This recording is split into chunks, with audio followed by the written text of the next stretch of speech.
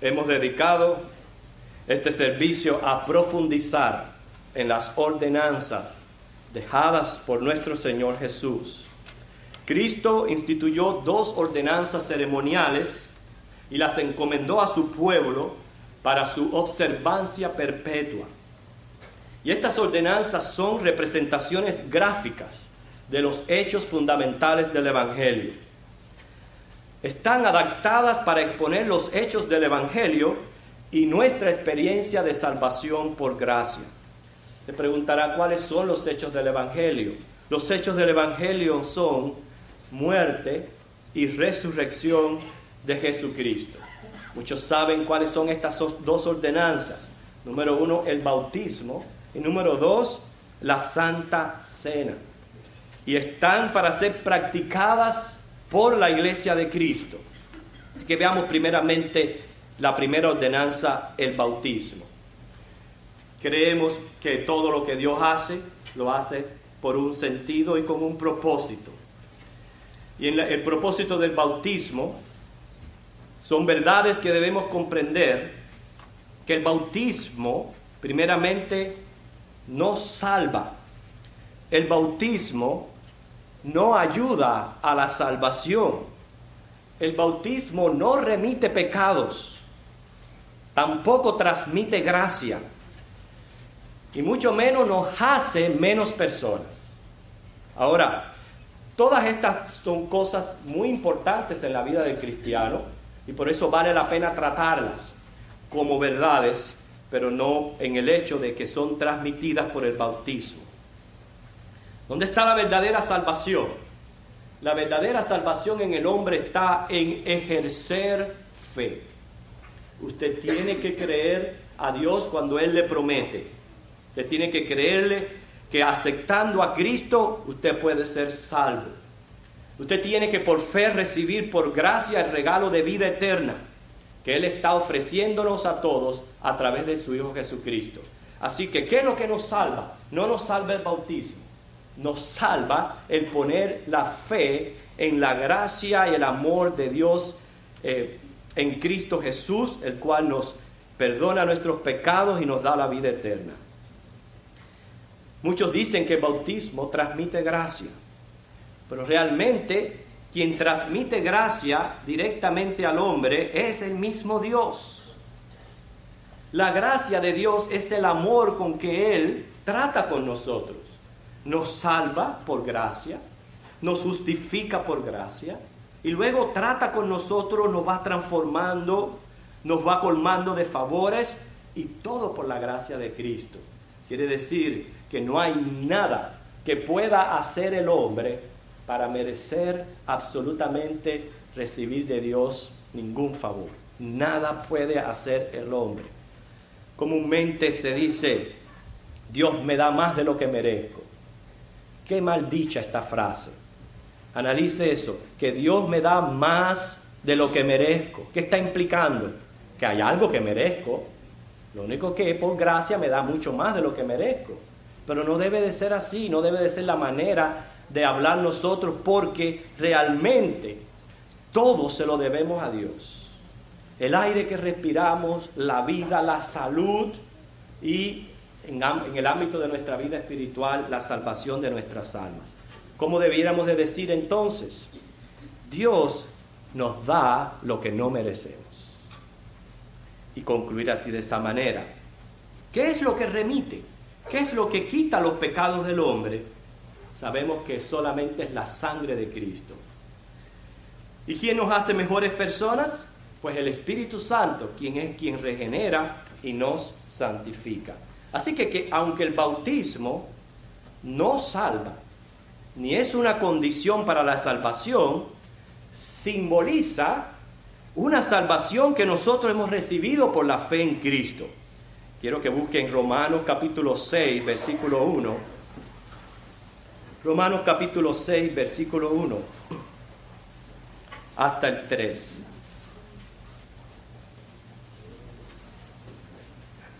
Romanos 6, 1 hasta el 3.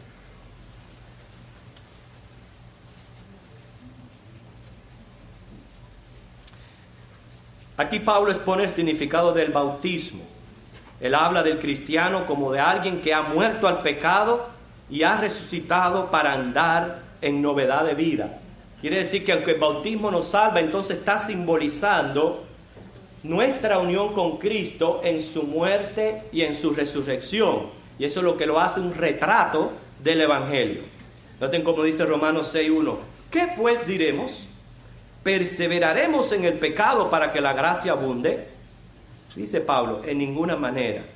Porque los que hemos muerto al pecado, ¿ve? Muerte, unión con Cristo, simbolizado en el bautismo, que es cuando la persona entra a las aguas.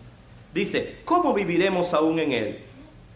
¿O no sabéis que todos los que hemos sido bautizados en Cristo Jesús, hemos sido bautizados en su muerte? Quiere decir que aunque el bautismo nos salva, entonces está simbolizando la salvación, lo que ya nos salvó, que es la muerte y la resurrección de Cristo Jesús. Cristo murió por mí, yo muero al pecado, yo muero a mi vida vieja. Cristo resucitó, Él me dio vida y ahora vivo yo para agradarle a Él y resucitar en Él en el postrer día. Quiere decir entonces, y escuchen muy bien lo que les voy a decir ya que estamos hablando acerca de esta primera ordenanza, que para salvarse no hay que bautizarse. Para salvarse no hay que bautizarse, pero para bautizarse hay que salvarse. Si usted no es salvo, el bautismo entonces carece de sentido y propósito. Por eso que nosotros creemos en bautizar creyentes en Cristo, con plena conciencia de sus acciones. Por eso también no practicamos el bautismo de infantes. Nosotros presentamos los niños a Dios y rogamos su bendición para ellos, pero no les bautizamos. ¿Por qué? Porque ellos también, no fuera de la gracia, por la gracia de Cristo, en su estado de pecadores bajo inocencia, dice la Biblia, de ellos es el reino de los cielos. El reino de los cielos es de los niños, por su estado y condición de inocencia. Y Dios, por la gracia de Él, les acepta de esa manera. Los niños no necesitan bautizarse, los niños no necesitan un Salvador. Los padres necesitamos presentarlos a Dios y más bien cumplir nuestra responsabilidad ante Dios de criarlos en el temor de Dios. Eso es lo que necesitan los niños.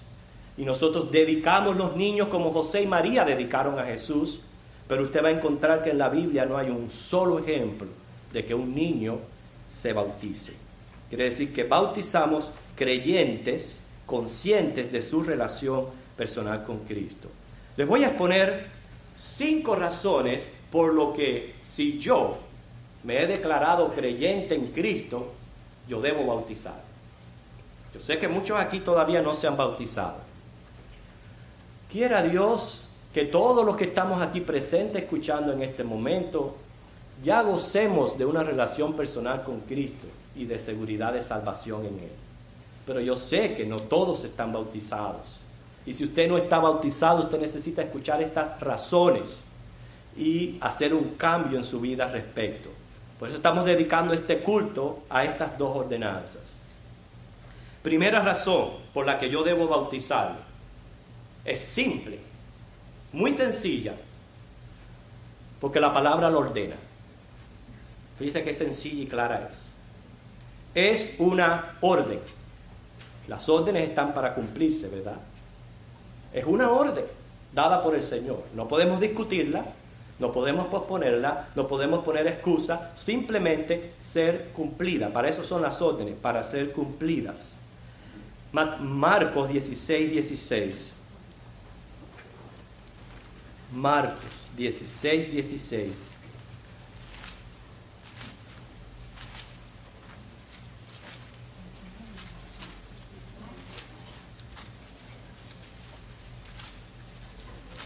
Y noten cómo este versículo une la creencia con el acto de bautizarse. Valga ya la aclaración que el bautismo nos salva, pero sí los que se bautizan es porque ya han gozado de salvación. Y como han gozado de salvación, pues quieren obedecer a su Señor. en esta ordenanza. Dice, el que creyere y fuere bautizado será salvo, mas el que no creyere será condenado. Luego un versículo más en Hechos, capítulo 2, versículo 38.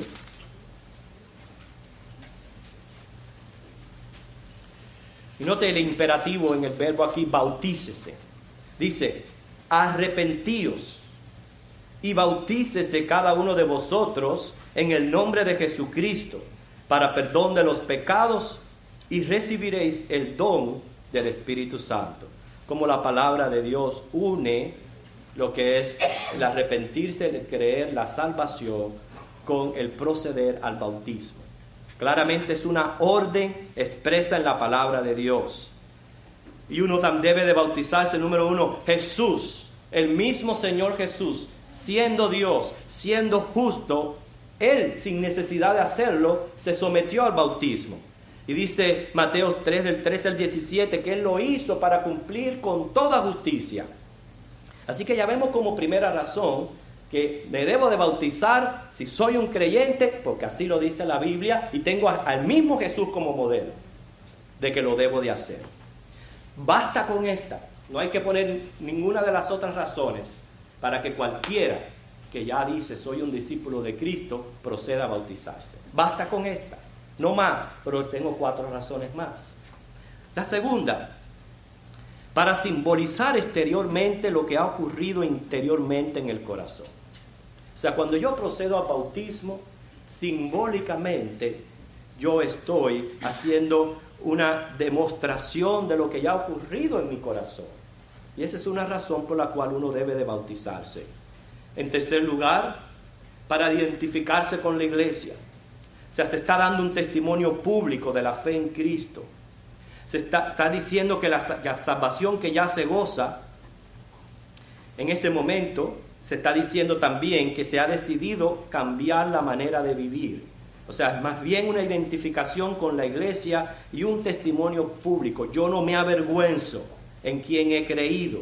Es más, yo estoy profesando, como dice Gálatas 2:20, con Cristo estoy juntamente crucificado y ya no vivo yo, mas vive Cristo en mí. Y con ese testimonio público yo estoy diciendo también lo que dice 2 de Corintios 5:17, las cosas viejas pasaron, y aquí son todas hechas nuevas.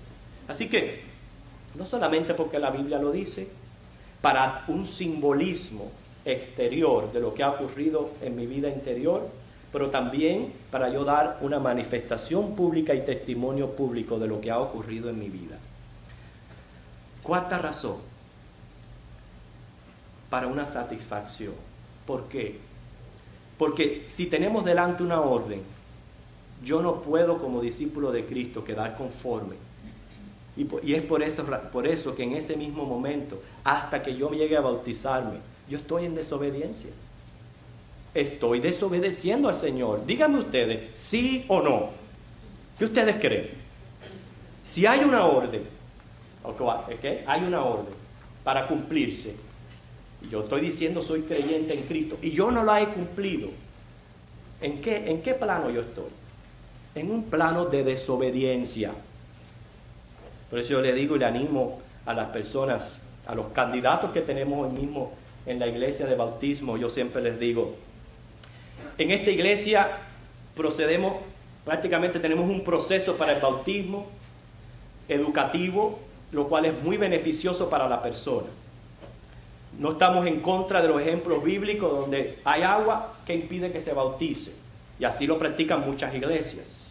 Nosotros, cumpliendo también con la gran comisión de enseñarles todas las cosas, les pedimos que pasen unas clases de bautismo y que esperen todo ese proceso hasta el momento en que llegue el día. Y yo les digo, desde el mismo momento que ya usted puso en su corazón el querer bautizarse y usted se sometió al proceso que pone la iglesia delante de usted, ya usted está en obediencia. Usted está en obediencia.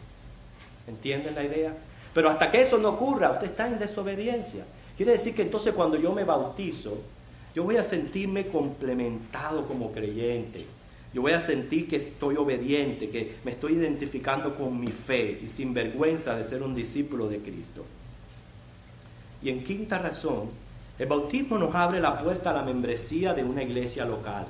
Quiere decir que ahora yo puedo participar libremente de la comunión, que es la segunda ordenanza. Puedo participar libremente, ¿por qué? Porque ya yo he obedecido al Señor en la primera orden. Entonces me voy a sentar y tener comunión con la iglesia a la que pertenezco. Así que en conclusión, aunque el bautismo no salva, ni ayuda a la salvación, ni transmite gracia, ni nos hace mejores personas, es simplemente una ordenanza que debe de ser cumplida por todo creyente. Así que en la segunda parte de este mensaje vamos a hablar acerca de la segunda ordenanza, que es la cena del Señor. En este momento tenemos del 26 al 30.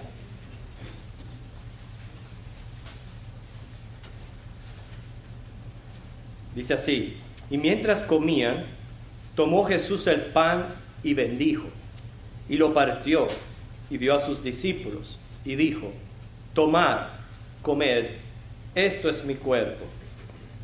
Y tomando la copa, y habiendo dado gracias, y tomando la copa, y habiendo dado gracias, les dio, diciendo: bebed de ella todos.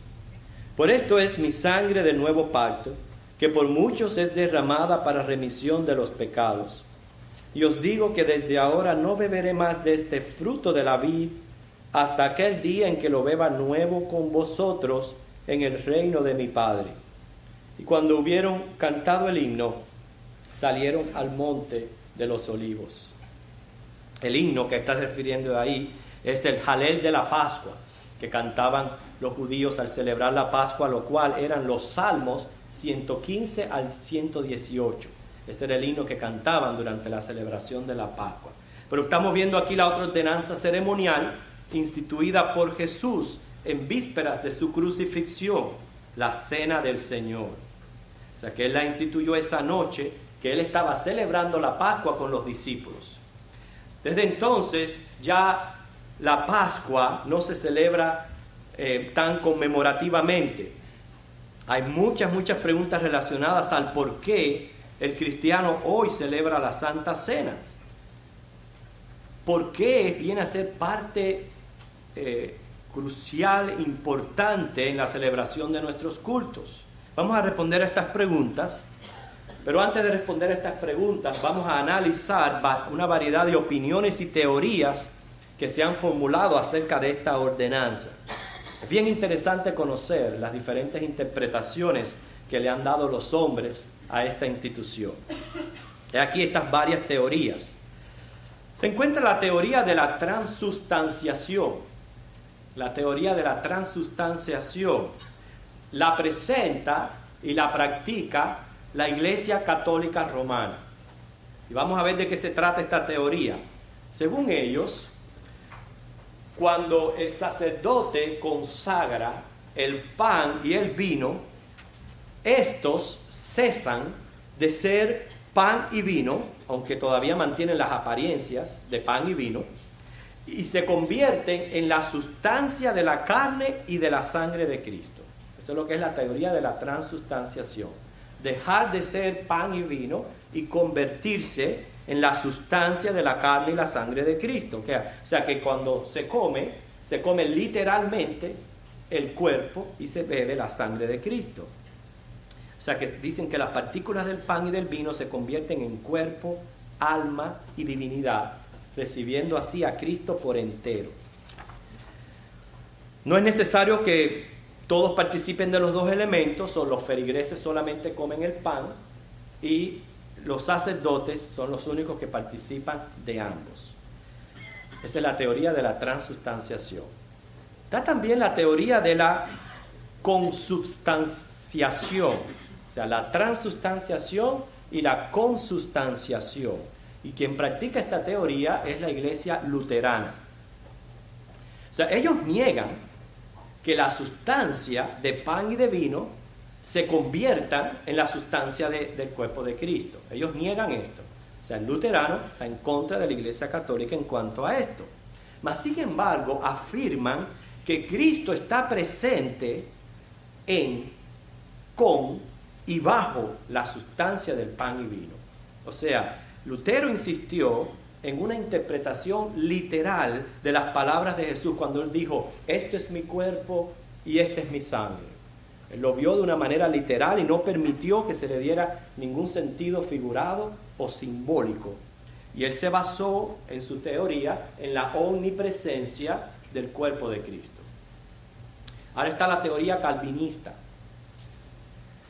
que en oposición a la luterana negó la omnipresencia del cuerpo de Cristo en los elementos de la cena, pero sí afirmó la presencia dinámica o espiritual de Cristo en los elementos del pan y del vino en la cena. O sea que aunque niega las otras dos teorías, transustanciación y consustanciación, él afirma que hay más significado en los elementos que se usan que un simple simbolismo. O sea, para él Cristo está presente en los elementos, pero solo de manera espiritual. Y tenemos por último la teoría de Zwinglio. Ulrico Zwinglio nació en enero de 1884 en una aldea de Suiza. Zwinglio fue contemporáneo de Lutero y su autoridad eclesiástica llegó a ser grande en Zúrich. Ahora, en cuanto a esta institución, él estaba bien claro en sus convicciones. La cena tiene un significado simbólico, lo mismo que el bautismo. El evangelio, que son buenas noticias, es anunciado por esta práctica. O sea, cada vez que se hace esta práctica, se anuncia la muerte y la resurrección de Cristo. Que la cena es un acto conmemorativo de la muerte de Cristo por nuestros pecados.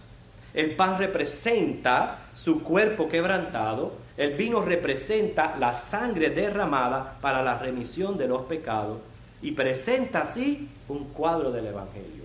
Quiere decir que de las cuatro teorías, nosotros tenemos que estar de acuerdo con Zwinglio. Completamente estamos de acuerdo con él. Esa es la manera de nosotros interpretar estas ordenanzas. ¿Okay? Así que no estamos de acuerdo para nada que Cristo esté presente en los elementos en forma de sustancia material. No creemos que esto fue lo que Cristo dijo al instituir la cena. No significa que no reconozcamos su omnipresencia entre nosotros, pero no como lo interpretaba Calvino, de una manera espiritual dentro de los elementos, o como lo interpretaba Lutero con los elementos. O sea que nosotros entendemos que sí, Cristo está presente en medio de la comunión de su pueblo, por eso decimos, este es un santo lugar. Y lo que lo hace santo es la presencia de Dios entre nosotros. ¿Okay? Y a través de esta ordenanza, Él nos está llamando a una comunión, por eso se le llama Santa Comunión. Una comunión con Cristo, pero presente entre nosotros. Nada tiene que ver con los elementos. En los elementos solamente se halla una interpretación simbólica. Es una comunión con Cristo, pero también con los demás hermanos en la fe. Está simbolizando la unidad en el espíritu de los que comen el pan en común y beben la copa en común. Qué bonito, ¿verdad? Es las familias cuando se reúnen a celebrar una cena y comen juntos, o quizás una cena donde hay amistades, invitados. Eso está representando ¿qué? Una relación de amistad, una comunión entre los que están participando de la misma mesa. Eso es exactamente lo que tenemos delante, una comunión. Una comunión de los que comen y beben en común. Y hermano, todos estamos aquí unidos ¿en qué? Primeramente en un cuerpo, porque somos una iglesia, en un espíritu, en una esperanza, en un Señor, una fe, un bautismo y un Dios y Padre de todos, como dice Efesios 4, del 4 al 6. Ahora, es bien importante, ya que siempre que tomamos la Santa Cena, muchas veces no tenemos el tiempo de explicar tantos detalles que hay en ella, que son bien importantes, y más cuando se está tratando aquí de una ordenanza. Es bien importante entender que no podemos tener comunión con Dios si no la tenemos con los hermanos. Mire lo que dice Primera de Juan 4, 20 al 21. Primera de Juan 4, 20 al 21.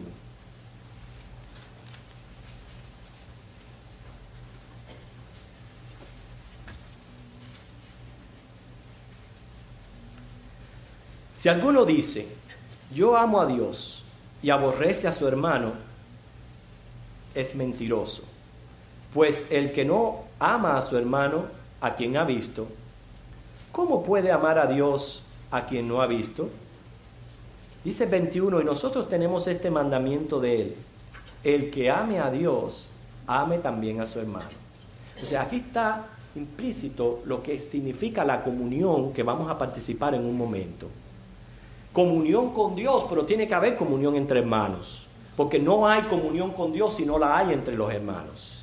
Y es por eso que Pablo nos hace la advertencia. Sí tenemos una ordenanza instituida por Cristo y tiene que ser seguida por la iglesia en memoria de Él, pero también se nos advierte de que tenemos que tener mucho cuidado porque no se trata de cualquier cosa. Esto no es un ritual que la iglesia tiene que hacer cada cierto tiempo. Eso es mucho más que eso. Eso representa una comunión y hay serias advertencias en cuanto a participar de esta indignamente. Vengan conmigo a Primera de Corintios capítulo 11. Primera de Corintios capítulo 11, los versículos 23 al 32.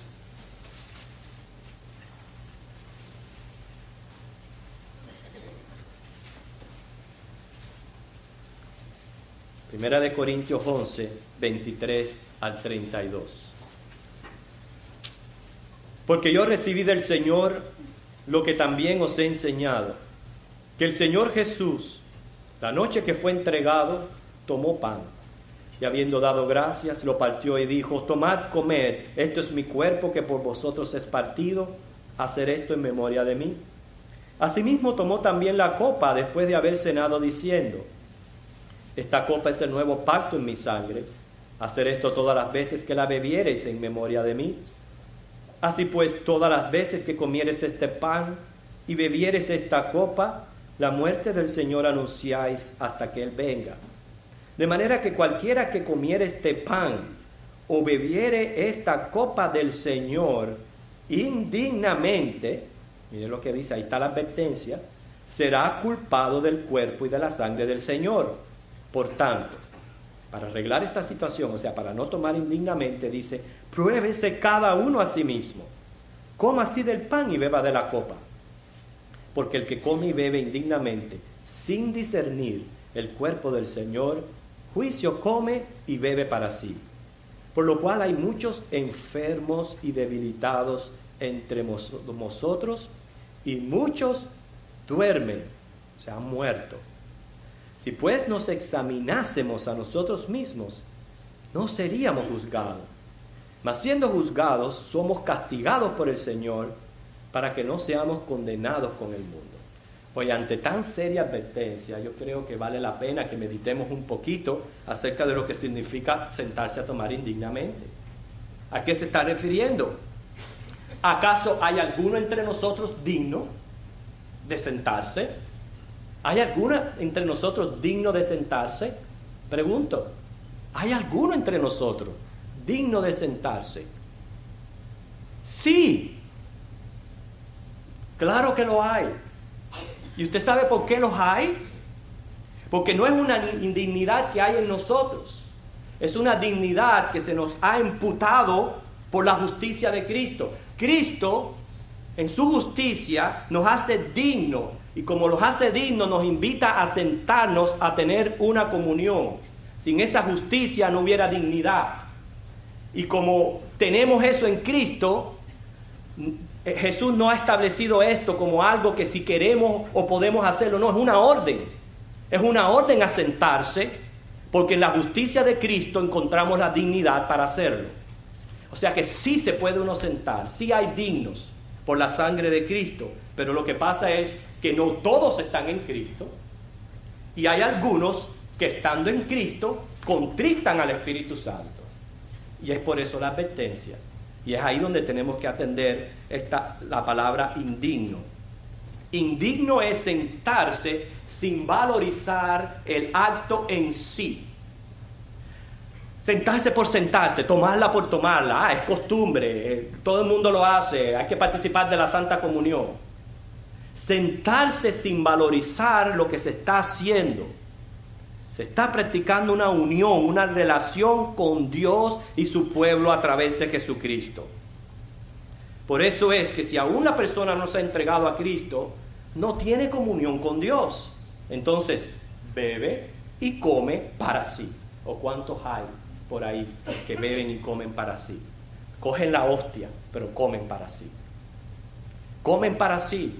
¿Sabe por qué? Porque aún no tienen un encuentro personal con Cristo. Y entonces se encuentran indignos de esta comunión.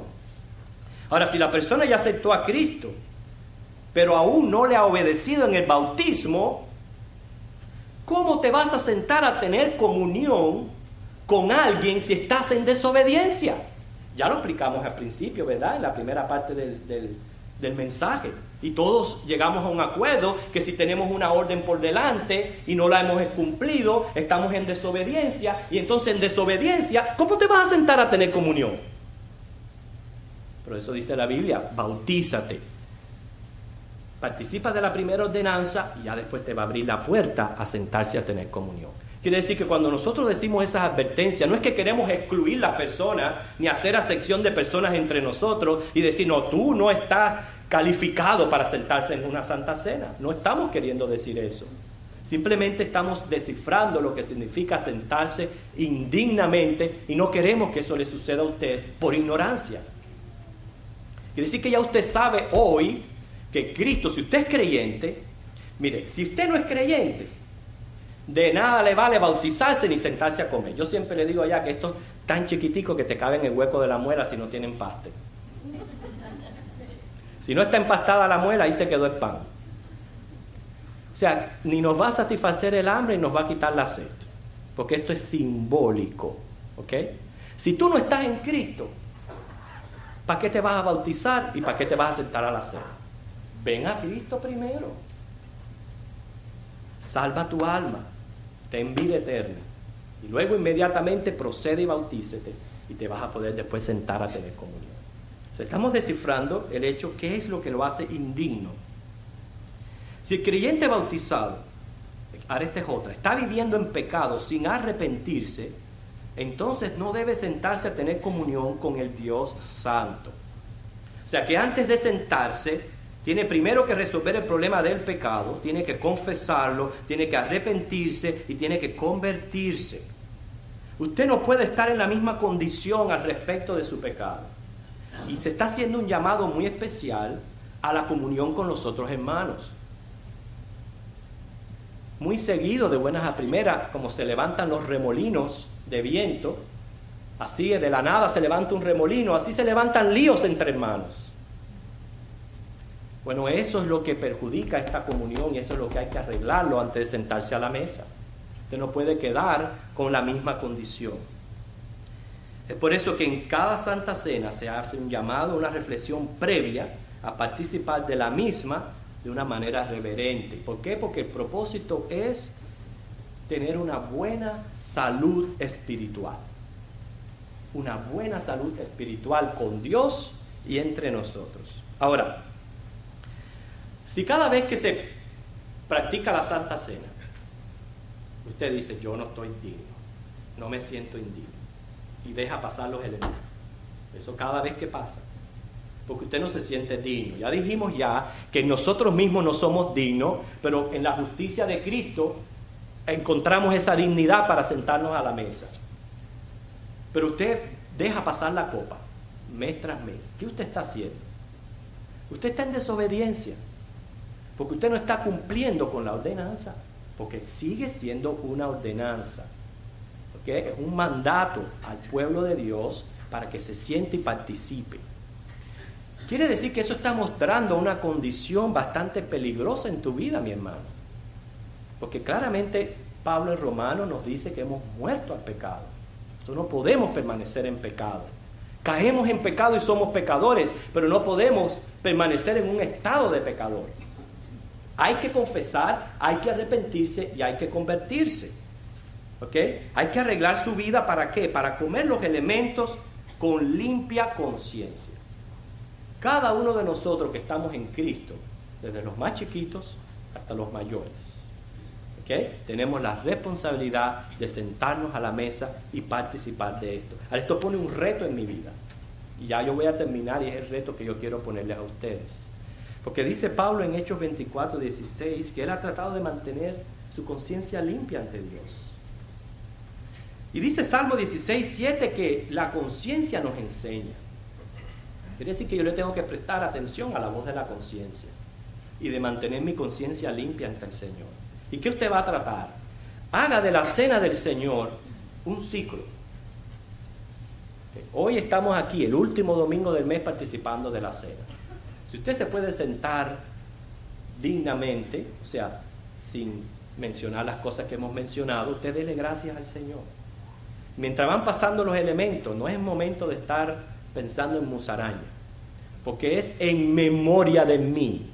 Usted tiene que estar pensando en lo que Cristo hizo por usted, en su cuerpo y en su sangre, y en esa concentración darle gracias al Señor por lo que ha hecho en su vida y por permitirle, por su poder, tener la dignidad de poderse sentar a celebrar esto que es santo.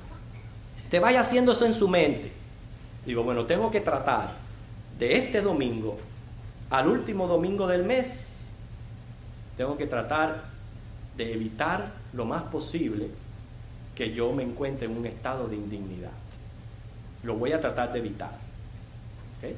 Y si pasa algo que, vamos a decir así, me ensucia o me embarra o no me capacita, voy a resolver la situación con tal de que en la próxima cena yo me pueda sentar con limpia conciencia. Porque el Señor nos quiere con limpias conciencias. El Señor nos quiere con limpias conciencias. ¿Cuántos hoy no están aquí y han olvidado que el domingo, el último día del mes, aquí se celebra la comunión y la Santa Cena? Eso simplemente muestra, no voy a decir tan fuerte un desprecio, pero sí que no se está valorizando esta ordenanza. No se está valorizando esta ordenanza, porque es para que estemos aquí y es para que nos sentemos y tengamos comunión con Dios y con los hermanos. Así que el reto que tenemos por delante, hermanos, es mantener una limpia conciencia mes tras mes. Llegó este mes, gracias Señor. Gracias porque quizás pude evitar este lío. Gracias Señor porque en vez de decirle botija verde al hermano, me callé la boca y no me metí en un lío. Gracias Señor que me puedo sentar a la mesa. Gracias. Porque me callaste en la boca y no me metí en lío con el hermano. O gracias Señor porque me diste la fuerza para no caer en esto, no caer en aquello. O ya he rompido con las cadenas de pecado que estaban atando mi vida. Gracias Señor. Y ahora yo presento un nuevo ciclo en mi vida donde yo necesito también que tú me permitas que cuando vuelva a llegar yo me pueda volver a sentar dignamente. Y así, de buenas a primeras viene el Señor, nos sorprende el Señor y la tomamos con Él allá arriba. Así que hermanos, para terminar, yo no voy a hacer preguntas personales, ni le voy a poner en ese compromiso, pero usted sabe, usted está aquí, usted sabe, si usted profesa ser un creyente en Cristo y aún no se ha bautizado. Salga hoy de aquí sabiendo, ¿okay?, que no hay excusas para tal cosa. Yo bauticé una vez una viejita de 85 años. No hay excusa para bautizarse. Si usted está aquí, comienza a hacer de eso una prioridad. Bautícese. Cumpla con el Señor, si es usted un creyente. Si usted todavía ni se ha bautizado, ni lo piensa hacer, no tome los elementos. Porque dice la Biblia que come y bebe para sí. No lo haga. O sea que ven a Cristo. Ven a Cristo primero, luego bautícete, luego siéntate a tomar la comunión. Y si hermano usted está aquí y usted en limpia conciencia delante del Señor, yo le invito a que sea su propio juez y usted se siente a comer. Acuérdese, esto no es para estarlo dejando pasar. Porque eso es darle lugar al diablo. Usted lo deja pasar este mes y algo va a pasar que el próximo mes tampoco la va a tomar. Y cuando viene a ver, lleva un año y ni toma la Santa Cena. ¿Usted piensa que eso es salud espiritual? Eso no es salud espiritual. Y eso es desobediencia a esta ordenanza. Porque por algo fue instituida, fue para practicarla, no es para dejarla así nomás. Entonces esas cosas tengámoslas en mente a la hora de participar de la Santa Comunión. Es una santa comunión con Dios, una santa comunión con el pueblo. Usted dirá, pero yo escuché este mensaje hoy, pero he venido con una conciencia cargada. No tengo mi conciencia limpia. En este mismo momento, si usted ora, en lo que se está compartiendo los elementos, usted ora y usted le confiesa al Señor su situación, usted se arrepiente, usted le pide el poder para arreglar la situación. Si es que tiene que dejar algún pecado, lo deja. Si es que tiene que después de este culto ir y resolver un problema personal que usted tiene con alguien, por lo cual le ha hecho cruz y raya, usted va y lo resuelve. Quiere decir que usted se pueda sentar hoy si confiesa, se arrepiente y está dispuesto a cambiar esa situación. Pero si no está dispuesto a cambiar esa situación y va a permanecer en el pecado deliberado y va a seguir sin arreglar la enemistad que tiene con alguien, entonces es indignidad, no se siente a la mesa. No se siente a la mesa. Porque entonces dice que el incrédulo come y bebe para sí, pero ya el cristiano acarrea juicio para él. Y hay una seria advertencia que dice, muchos están bien enfermos y otros debilitados. Y otros dicen que ya se fueron para arriba por sentarse indignamente. Por esa razón dice la Biblia que eso sucede. Así que vamos a compartir hoy. Yo voy a pedir a los hermanos que me van a ayudar a repartir esta cena, que pasen al frente. Este es un acto sublime, un acto de meditación, de reflexión en el Señor. Aproveche cada minuto de este acto para agradecerle a Dios, para pensar en su sacrificio, para meditar y pensar en su venida. Y como ya les repito, para pedirle mucho al Señor, que usted, Señor, siempre lo tenga digno en su justicia de sentarse a participar de la misa.